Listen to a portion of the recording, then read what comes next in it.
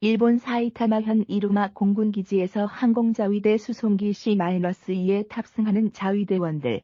사진 연합뉴스.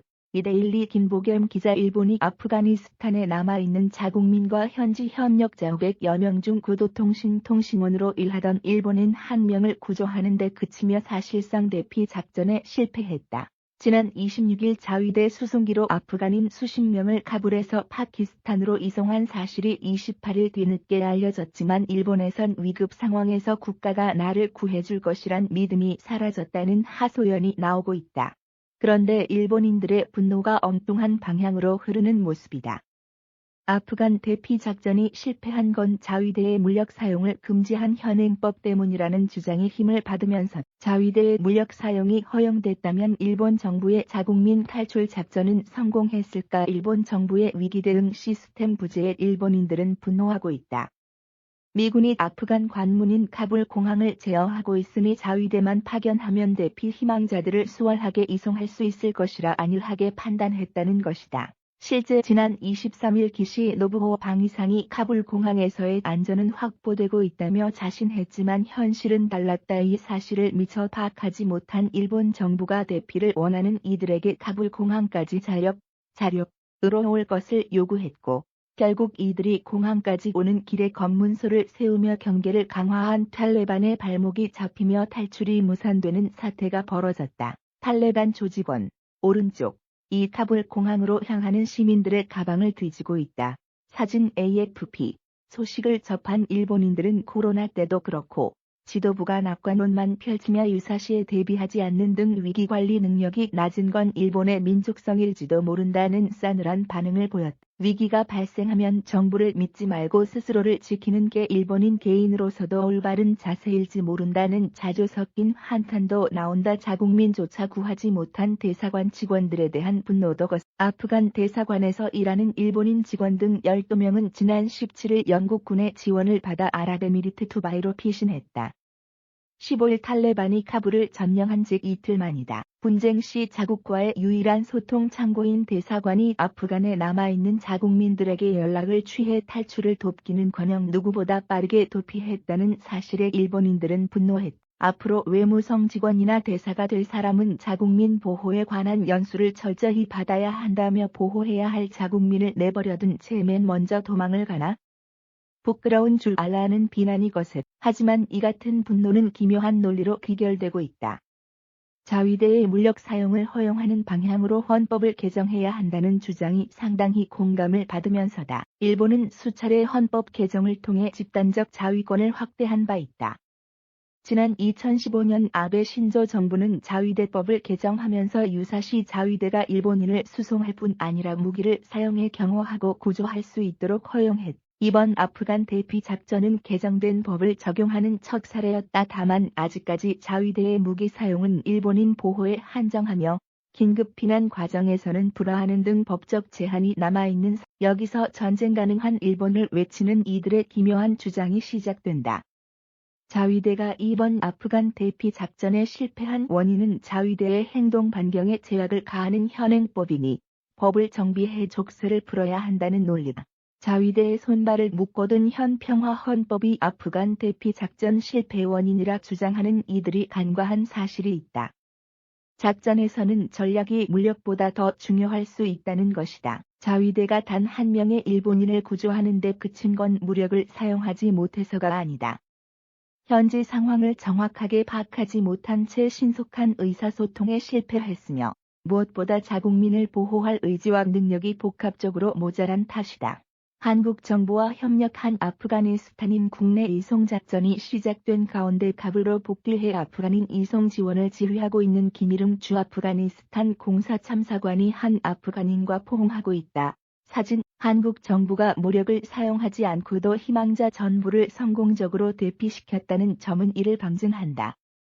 우리 정부는 미국이 거래하는 아프간 버스 회사의 협력자를 태운 뒤 미군이 승인하는 인원에 대해선 철수해도 좋다는 탈레반 약정을 활용해 검문소를 통과시키 이 과정에서 협력자들도 자신이 속한 기관별로 탄탄한 연락망을 유지하며 일사불란하게 움직이며 이송을 도왔다. 특히 급하게 아프간을 떠나며 현지인 직원들에게 다시 데리러 오겠다고 약속한 한 외교관이 다시 복귀한 모습은 대피 작전을 성공으로 이끈 건 전략과 의지라는 점을 보여줬다. 이득 없는 곳에는 머무르지 않겠다. 조 바이든 미국 대통령이 미군 철수를 정당화하며 내세운 이 논리는 앞으로의 대외 정책 방향을 암시한다. 50년 넘게 미국의 안보를 의존해온 일본에서도 지나친 의존을 경계해야 한다는 목소리가 나오고 있다. 아프간 사태를 계기로 방위의 능력을 제고할 필요가 있다는 주장은 일견타당하지만 전략 없는 물력 허용은 더 큰 혼란으로 이어질 수 있다. 일본 항공자위대 수송기 C-132 자국민과 현지인 조력자 대피 임무를 위해 24일 사이타마현에서 아프가니스탄으로 급파되자 이륙 전 현지 부대원들이 환송하고 있다. 하지만 이 수송기는 아프간 현지인을 한 명도 대피시키지 못했다. 탈레반이 장악한 아프가니스탄에서 자국민과 현지인 협력자 등 500여 명을 대피시키는 작전에 나섰던 일본 정부가 아프간 현지인을 단 한 명도 대피시키지 못했다. 일본 정부는 이번 작전에 항공자위대 수송기 3대와 정부 전용기 1대를 투입했지만 부실한 일처리로 자국민들의 비판 앞에 서게 됐다. 조 바이든 미국 대통령이 이달 말까지로 정한 철수 시한에 맞추어 최대 500명으로 잡았던 일본 정부의 대피 희망자 이송 작전은 사실상 무의로 끝날 것으로 보인다. 28일 일본 교도통신에 따르면 일본 정부가 계획한 이번 대피 작전의 일환으로 아프간에서 빠져나온 사람은 교도통신 통신원으로 일해온 야스이 히로미, 안정호미 여우 17, 씨 한 명. 그는 자위대 C-130 수송기 편으로 27일 오후 파키스탄 이슬라마바드 공항에 도착했다. 탈레반의 재장악 이후 아프간에 거주해온 일본인이 자위대 수송기 편으로 대피한 것은 일본 자위대 항공기 일부를 현지에 놔두고 추후 상황을 지켜볼 예정이지만 미군의 철수 작업이 본격화하고 공항을 겨냥한 테러 공격까지 발생해 아프간 협력자 대피 작전을 계속하기는 어려울 것으로 일본 언론은 분석하고 있다. 연일 지지율 최저치를 경신하고 있는 스가 요시히데 관의위 총리 내각은 더 큰 사퇴 압박에 내몰릴 전망이다. 일본 정부가 자국 대사관 및 일본 국제협력기구 JICA 에서 근무했던 아프간 직원 및 그 가족 등을 대피시키기 위해 수송기 파견을 검토한다는 얘기가 처음 나온 시점은 22일이었다. 스가 총리는 그날 아키바 다케오 추역 강남 국가안보국장 등과 대책을 논의한 뒤 이튿날인 23일 국가안보회의를 열어 C-2 수송기 1대, C-130 수송기 2대, 정부 전용기 1대 등 총 4대의 파견을 결정. 이에 따라 아프간 인접국인 파키스탄의 이슬라마바드 공항으로 파견된 자위대 수송기가 25일 밤부터 26일 오후 사이 두 차례에 걸쳐 카불 공항으로 들어갔다. 그러나 대피 희망자들이 카불 공항에 도착하지 못하는 바람에 수송 작전은 성사되지 못했다. 일본인을 포함한 대피 희망자 수백 명이 카불 공항으로 출발했지만 결국 공항 진입에 실패. 탈출을 위해 하염없이 대기하던 이들은 공항 인근에서 발생한 폭탄 테러로 더욱 어려움을 겪은 것으로 알려졌다. 해초 일본 정부는 최대 500명을 대피 대상으로 잡았지만 결국 자국민 한 명만 데리고 나오는 데 성공한 셈이다. 이를 두고 자국 정부의 부실 대응을 비판하는 일본 언론의 지적이 나오고 있다. 니혼 게이자이 신문, 니케이. 은 일본 정부가 수송기 파견을 결정한 것은 탈레반이 카불을 장악하고 8일이 지난 후로 카불 함락 뒤 즉각 군용기를 보낸 미국이나 유럽 국가들보다 일주일이나 늦었다며 그 사이 현지 상황이 날로 악화했다고 지적했다. 또 일본 정부가 17일까지 대사관과 JICA 직원 및 출국을 원하는 자국민을 먼저 대피시킨 뒤 아프간 현지 직원들은 신경 쓰지 않은 것도 문제로 거론했다.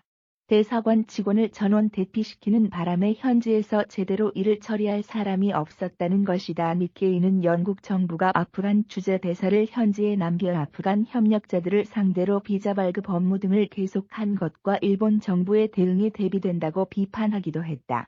또한 대피 희망자를 공항까지 오라고 해놓고 실상 방치한 것도 이번 수송작전이 실패한 원인으로 분석했다. 이와 관련 스즈키 가직토, 령목 1인 도쿄대 교수는 대사관 등에서 일해온 현지 직원을 어떻게 할지 방침이 정해지지 않은 상황에서 대사관 직원들이 먼저 탈출한 것은 졸속이었다고 지적했다.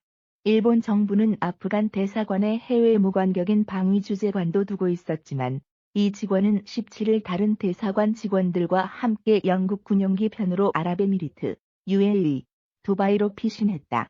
수송기 파견을 앞두고 일본 방위성이 현지에 선발대를 보낸 것은 22일이었고 그때까지 대피 준비 업무를 할 사람이 아프간 현지에는 아무도 없었다. 이에 두바이로 피신했던 카불 대사관 직원들이 뒤늦게 복귀해 자위대 파견대와 함께 대피 지원 업무를 시작한 것으로 한편 일본 언론들은 한국 정부가 아프간에서 대피 작전에 성공한 사실을 비중 있게 보도했다. 마이니치는 한국 정부가 작전명 미라클, 기적 로 명명한 구출 작전을 통해 아프간에서 한국을 도운 현지 직원과 가족 390명을 탈출시켜 난민이 아닌 특별기여자로 받아들였다며 한국의 대피 작전이 성공한 경위를 자세히 이 신문은 한국도 일본처럼 대피 희망자가 카불 공항에 집결토록 한 뒤 수송할 예정이었지만 탈레반이 검문소를 설치하고 공항 접근을 막자 애초 계획을 바꿨다고 소개했다. 한국은 미국과 탈레반 간 사전 합의에 따라 공항으로 들어갈 수 있는 미국 계약버스 6대를 확보해 아프간 현역자들에게 교통편을 제공했다는 것이다. 산케이신문은 카타르에 대피했던 한국 대사관 직원 4명이 카불로 복귀한 뒤 미국과 직접 교섭에 나서 각국과의 카불 공항 운송편 쟁탈전에서 승리했다는 얘기가 나온다고 전했다.